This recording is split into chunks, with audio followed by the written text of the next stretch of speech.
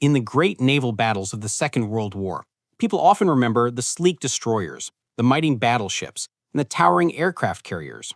They remember the flash of naval guns, the roar of dive bombers, and the triumphant images of fleets racing across open water. What they almost never remember is the slow, awkward steel giant that made all of it possible. A vessel so plain that sailors joked it had been designed by a committee that never met in person. The landing ship tank, or simply, the LST. On paper, the LST was not impressive. It was long, flat, and blocky, with a wide, blunt bow that looked more like a barn door than the front end of a warship. It carried almost no heavy guns, its engines were underpowered, and its top speed barely reached 12 knots, slower than a destroyer running on one engine.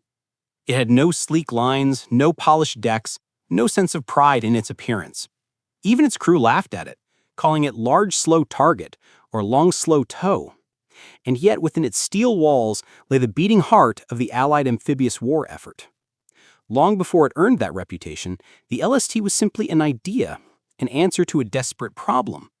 The early years of the war had shown that landing troops on defended beaches was nearly impossible without a ship that could carry tanks directly onto shore. Not onto barges, not offshore in deep water, but onto the sand itself. Tanks could not swim, artillery could not glide across waves, infantry could not run through surf against machine gun fire. Something was needed, something new, something radical.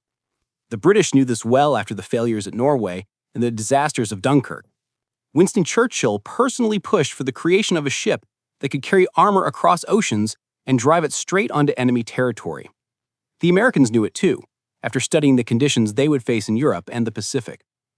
The answer came in the form of a massive steel hull with a shallow draft, a reinforced bow door, and a long ramp that could drop onto any beach and deliver not only tanks, but trucks, jeeps, bulldozers, supplies, and hundreds of soldiers. The first time an LST slid into the water, shipbuilders stood amazed, not because it was beautiful, but because it was enormous, a floating barn capable of crossing the Atlantic. Yet what truly made the LST special was not its size, but its purpose. From the moment crews began training aboard them, they understood that this was not a glamorous vessel. This was a machine built for one job: carrying the weight of war forward. They slept beside tanks, smelled diesel and steel dust constantly, and endured long crossings in cramped quarters.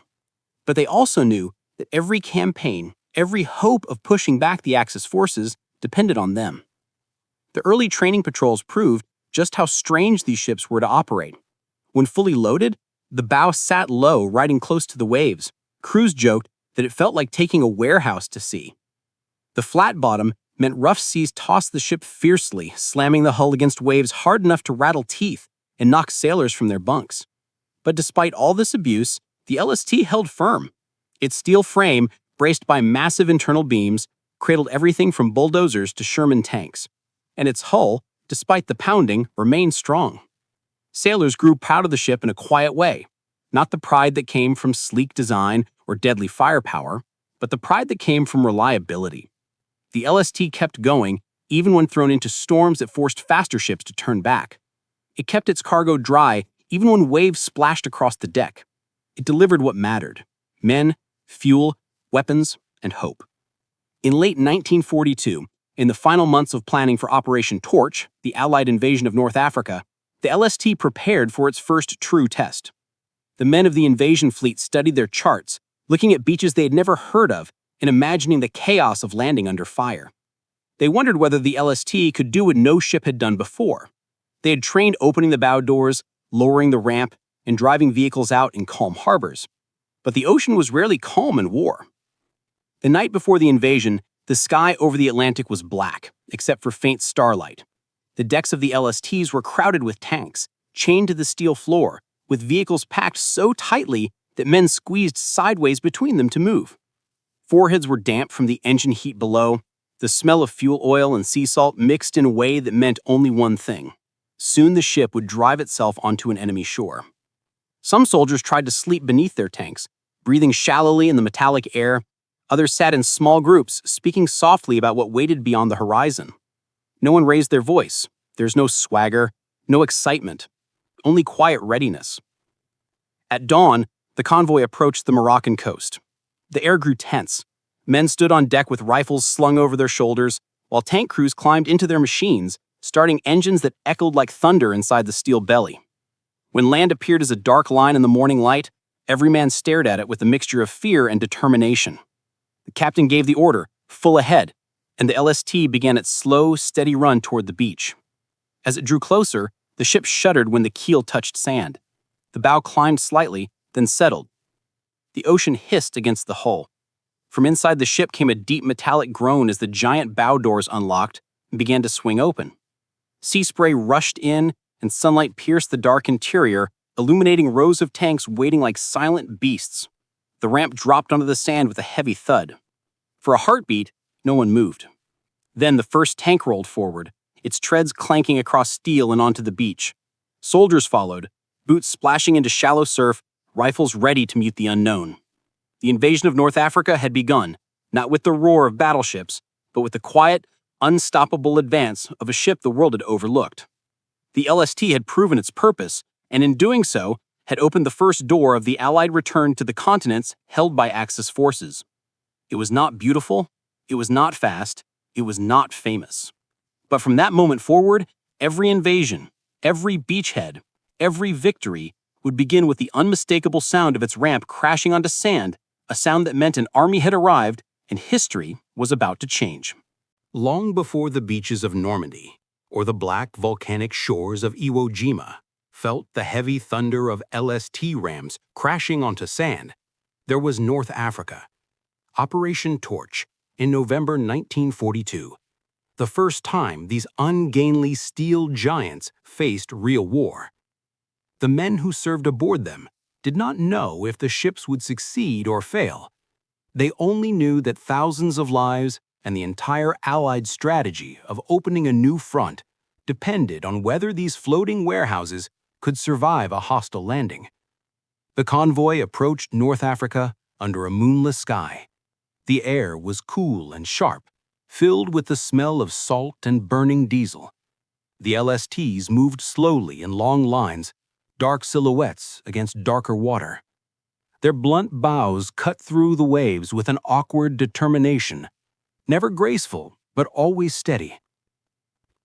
On faster ships, men could feel the thrill of speed. On an LST, they felt only the persistent, slow push forward, a rhythm like the heartbeat of a laborer bent to his task. In the tank deck below, the noise was constant. The engines thumped deep vibrations into the steel floor, and the air grew heavy from the heat of machinery packed above and below. Sherman tanks stood locked into rows, their barrels pointed toward the ramp as if already prepared for battle. The smell of oil, rubber, and metal filled the enclosed space. Soldiers slept sitting upright against tank treads, some with helmets still on, because there was no room to lie down. Others wrote their last letters home, hoping to hand them off later if fate allowed. Some did not write at all, staring quietly ahead, gripping rifles as if bracing for the unknown. The LST was not built for comfort. It was built to deliver war. Even so, as the night passed into the early hours before dawn, the men aboard felt something deeper than fear forming between them and the ship. The LST held them, protected them, and carried machines of war across an ocean where storms alone could have destroyed lesser vessels. Its flat bottom slammed against waves with jarring force, but each slam was met with another forward push. The ship did not turn back. It kept going. At dawn, the African coastline appeared as a long, dark smudge rising from the horizon. The faint orange glow of early morning framed the distant mountains and the empty beaches ahead. The sight stirred every man on deck. Murmurs spread through the ranks, whispering thoughts of what waited behind the dunes. Enemy fire, barbed wire, trenches, or nothing at all. The uncertainty was worse than fear. The captain stepped onto the bridge, scanning the coast through binoculars. The radio crackled with coded messages from other ships in the invasion fleet, transports, destroyers, battleships, forming their own patterns of movement. But the LST had a simpler purpose. Go straight in, hit the beach, deliver everything inside. The order came over the intercom. Stand by for landing. All hands to stations. And the tank deck, soldiers climbed into their Shermans, engines rumbling to life. Men strapped on gear, checked weapons, tightened straps on helmets. A few closed their eyes and whispered prayers. The ship shuddered as ballast tanks adjusted weight. The LST began creeping toward the shallow water. The shoreline expanded in their view, sand rippling under the morning light. Waves splashed against the hull, but the LST pushed forward, its keel grinding louder as it neared the beach. Then came the moment the crew trained for. The bow struck sand. A grinding thud echoed through the ship, followed by a slow settling tilt as the hull dug itself into the shore. They had made landfall. The massive bow doors began to open. The hinges squealed under strain, and the great steel plate swung outward, letting in a flood of bright sunlight. The tank deck illuminated, row upon row of armored vehicles ready to move. The ramp lowered slowly, touching the sand with a deep iron boom. For several long seconds, the world held its breath. Then a tank rumbled forward, its treads clanking down a ramp and into the surf. Water splashed against the hull as more vehicles followed. Soldiers shouted directions, guiding the heavy machines safely onto the beach. Behind them, infantry prepared to march forward through the smoke drifting from nearby naval bombardments. The entire shoreline came alive with movement. Engines roaring, boots splashing, waves rolling in and out, while more LSTs grounded themselves side by side, forming a chain of steel paths delivering war to the African coast. Operation Torch was underway. The LST had passed its first test. It had driven tanks and men directly onto a hostile shore, something no other ship in the Allied fleet could do with such speed or efficiency. Some LSTs took fire from French coastal guns. Others were hit by stray shells, but the damage rarely kept them from completing their mission. Their hulls were thick, their compartments wide, their decks strong, and their crews ready for anything. After the landing, men returned to the tank deck to find dents, scorches, and holes in the ship itself. Marks of combat the LST had endured without hesitation. They touched the steel quietly, some with gratitude, some with disbelief that such an ungainly ship had delivered them to battle with such unstoppable resolve. As news spread across Allied command of how smoothly the LSTs performed, planners realized they now possessed something priceless. The LST could carry the war anywhere and land it anywhere. It could conquer beach lines that every nation before had considered impassable. It could turn the tide of an entire campaign, not through speed or elegance, but through raw capability. The soldiers and sailors who took part in Torch would later say the same thing. Nothing looked impressive about the LST until the moment its ramp hit sand. Then you understood. This ship changed everything. The invasion of North Africa had begun with doubt and uncertainty, but it ended with a quiet triumph. The LST had proven itself not just useful, but essential.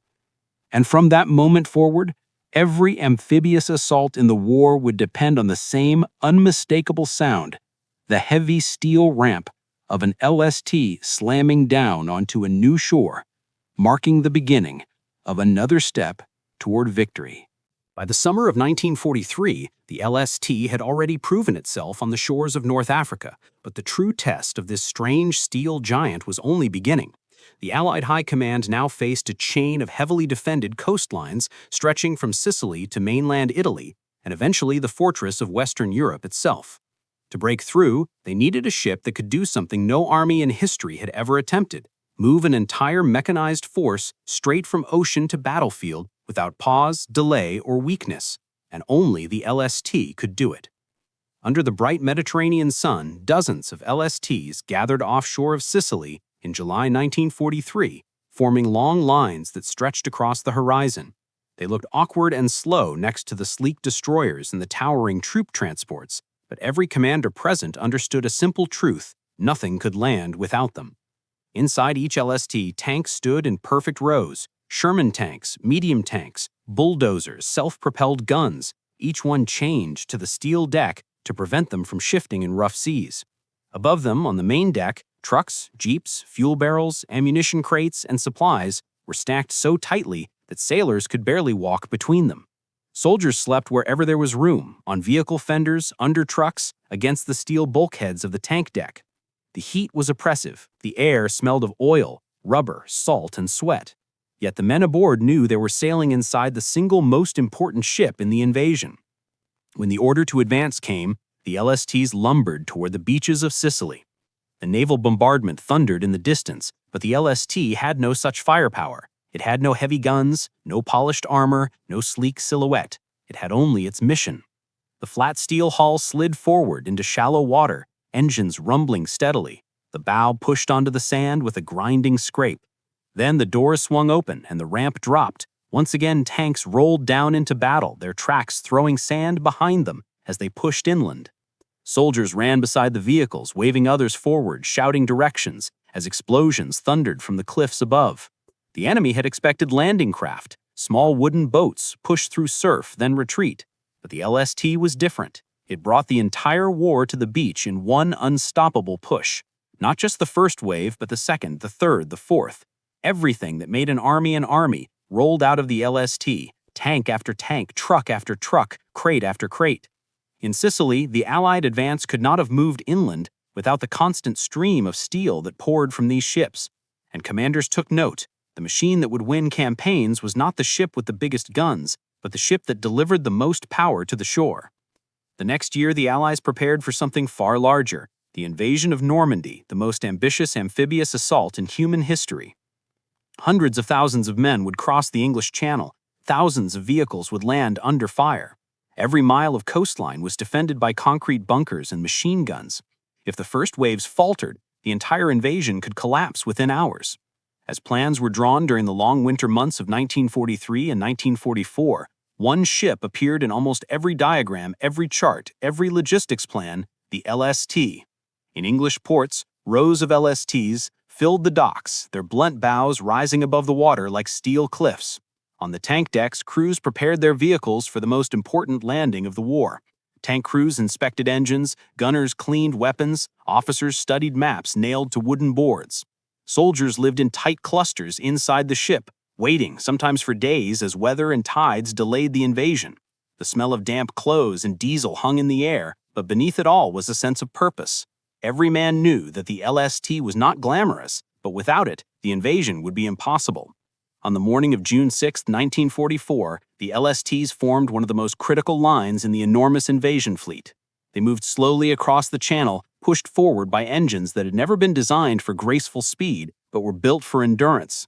When the beaches of Normandy came into sight, the sea was already filled with smoke, the echo of artillery and broken waves. Two of the landing sectors, Omaha and Utah, faced heavy fire. Army units pinned down needed armor reinforcement fast, and it was the LSTs that brought salvation. The first LSTs grounded themselves far up the beach, even as shells burst in the water around them. The doors swung open, and tanks surged down the ramp into the surf, drivers pushing forward despite machine gun bursts snapping across the waves. On Omaha Beach, where the fighting was worst, the LSTs became floating shields. Their tall hulls blocked lines of fire, allowing wounded men to crawl behind their steel walls.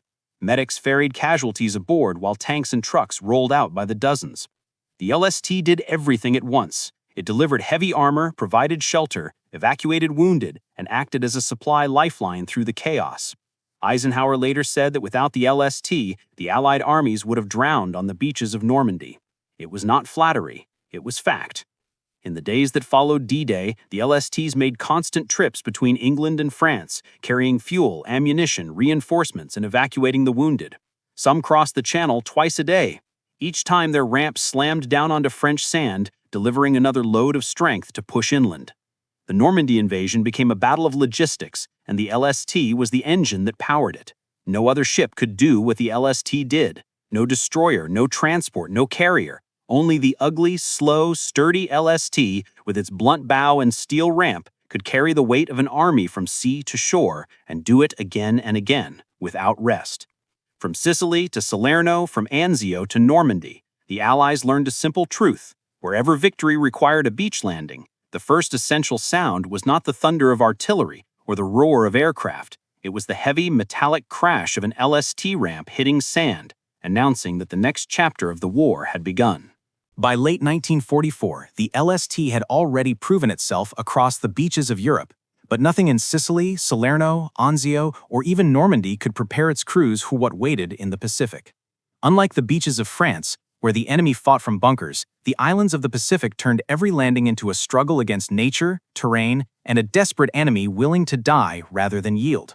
And into this inferno of sand, coral, and volcanic ash, the LST sailed again and again, carrying tanks, artillery trucks, engineers, ammunition, water, fuel, bulldozers, and entire battalions directly into the teeth of Japanese fire. The Pacific did not forgive mistakes. The oceans stretched for thousands of miles, storms rose without warning, and coral reefs shredded holes like teeth. The LST, with its flat bottom, rocked violently in rough seas, slamming into waves so hard that men were thrown from bunks at night, and equipment had to be chained down to avoid rolling into bulkheads. But the ship did what it had always done. It endured. When American planners prepared for the liberation of the Philippines, the largest amphibious operation in the Pacific, they knew that victory hinged on one thing: the ability to land tanks and supplies on the beaches of Leyte without delay. The beaches were wide but exposed. Japanese artillery and machine guns watched them, and kamikaze aircraft swarmed the skies. The LSTs moved in anyway, in long lines, low and slow shapes sliding toward the shore under fire. Destroyers fired over their heads, battleships pounded inland positions, but none of that changed what the LST had to do. It had to hit the beach, open its bow, and unload everything inside, no matter what shells or bombs came down. As the first LSTs approached the Leyte coastline, columns of smoke rose from burning palm groves, and the sky vibrated with the distant drone of aircraft. Tanks below decks started their engines, the heat building in the enclosed steel chamber. Men stood ready on the ramp, armored crews tightening chin straps, infantry checking rifles. The bow doors opened, sunlight flooded in, and moments later the ramp dropped with a crash. Tanks roared forward into the surf. Some immediately found themselves under fire, shells splashing into the water around them. But the LSTs kept landing more armor, more trucks, more men. The flat bottom of the ship allowed it to beach far up the sand, giving the landing forces precious yards of progress. The Japanese fired relentlessly, and some LSTs were hit, but the ships absorbed the blows. Their thick hulls and wide compartments resisted sinking, even when fires raged along their decks. Damage control teams worked in the smoke and heat, sealing holes, pumping out water, dragging hoses to stop flames on both ship and cargo. They fought not just to save the ship, but to keep the landing going. Every second mattered for the men struggling ashore. Leyte proved the LST could fight through chaos, but Iwo Jima and Okinawa pushed the ship and its crew into something far worse. Iwo Jima was a black volcanic island, guarded by Japanese troops hidden deep underground. The beach was a nightmare of soft ash rising in choking clouds as tanks tried to move forward. LST after LST grounded itself in the surf, their ramps dropping into thick waves of sand that swallowed boots and treads. Men staggered forward carrying ammunition while shells burst around them. But the LST kept coming, delivering bulldozers to carve paths, tanks to break defenses, water trucks to keep men alive, and fuel for flamethrower tanks that battled bunkers. The heat inside the tank deck grew suffocating as crews worked non-stop, sometimes for more than 20 hours without rest. The smell of sulfur from the island mixed with diesel and cordite drifting inside the ship as the battle raged, just yards from the ramp. Some LSTs were hit by mortar fire, others struck mines hidden beneath the surf. One took a direct hit from a shore gun shattering part of the bow, but even then, the crew pushed on, unloading every last vehicle before backing away into deeper water, scarred but afloat. And then came Okinawa, the bloodiest amphibious operation of the Pacific War. The seas around the island became a graveyard of ships. Japanese kamikaze pilots hurled themselves at anything that floated, and the LST with its huge silhouette and slow engines was a perfect target. Crews watched enemy aircraft dive from the clouds, engines screaming, the rising hum of death aimed directly at them. Anti-aircraft guns roared, but the LSTs had few heavy weapons to defend themselves. Some were struck, the explosions ripping open superstructures and scattering debris across the tank deck. Fires erupted instantly, smoke choking passageways. Tanks inside were splashed with burning fuel, but damage control teams acted with the discipline earned from years of training.